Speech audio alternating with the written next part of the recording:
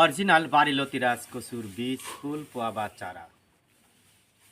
বাড়িলতি রাজকচু এক চাষে বেকার সমস্যার সমাধান আছে। প্রিয় দর্শক, বাংলাদেশে সময়োপযোগী চাষাবাদ বলতে প্রথমত বাড়িলতি রাজকচু এক, দ্বিতীয়ত পটল চাষ।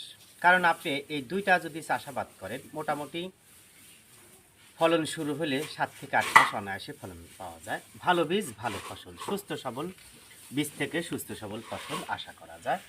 বাংলাদেশে আমাদের মোটামুটি আজকে 5 জায়গায় চারা যাচ্ছে, 5 জায়গায়। প্রথমত সিংড়া, দ্বিতীয়ত আপনার হাটহাজারি, তৃতীয়ত ইপিজেড সাভার, চতুর্থ লক্ষ্মীপুর, পঞ্চম ঝালকাঠি। 5 জায়গায় আমাদের চারা যাচ্ছে। দেখেন এই চারাগুলো যাবে সুদূর ঝালকাঠি।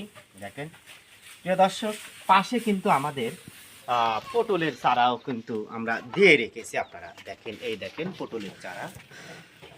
যারা পটল চাষ করতে চান, বীজ পেতে চান, আমাদের সাথে যোগাযোগ করবেন ইনশাল্লাহ। এগুলো হচ্ছে পটলের বীজ। তো ভালো থাকুন, সুস্থ থাকুন।